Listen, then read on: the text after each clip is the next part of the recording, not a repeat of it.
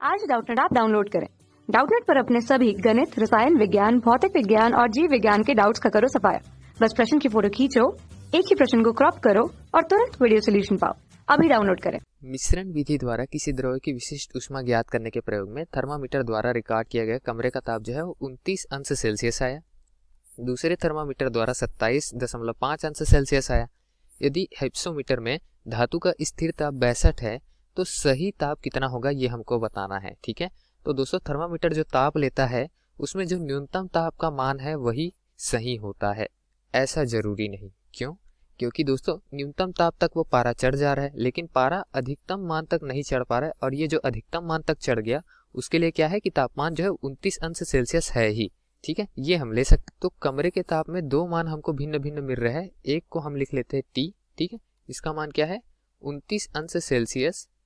दूसरे का मान हम टी डैश से प्रदर्शित करते हैं, इसका मान है 27.5 अंश सेल्सियस। तो ये पारा केवल 27 तक चढ़ा और ये पारा 29 तक चढ़ गया। तो इसको ताप कहाँ से मिला?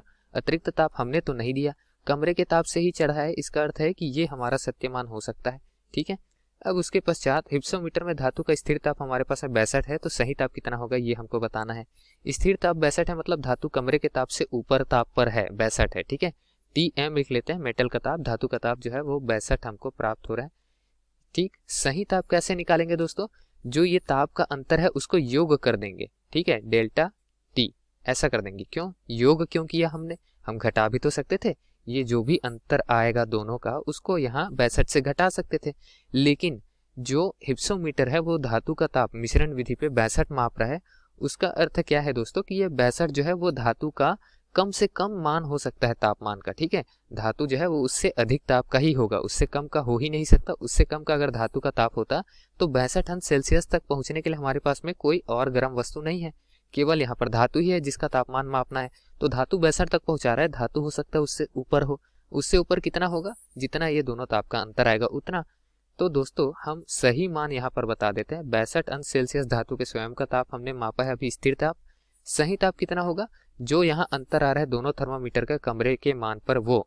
ठीक है, तो कितना अंतर आ रहा है? 29 ऋण 27.5।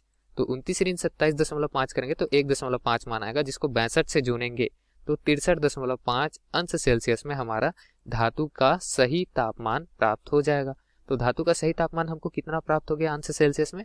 63.5। ठीक है, अब 63.5 हमको विकल्प में डी पे पहले से ही दिया हुआ है। और एक बात और ध्यान में रखने लायक है यहाँ पर कि जो 62 मापा है उससे अधिक ही ताप हो वो सही ताप होगा धातु का। तो उससे अधिक केवल एक ही विकल्प में दिया गया है, विकल्प डी पे। अतः विकल्प डी ही हमारा सही उत्तर हो जाएगा, बिना गणना किए भी हम ये बता सकते थे। धन्यवाद। कक्षा 6 से 12वीं से लेकर नीट, IIT, JEE वो एडवांस के लेवल तक 1 करोड़ से ज्यादा छात्रों का भरोसा।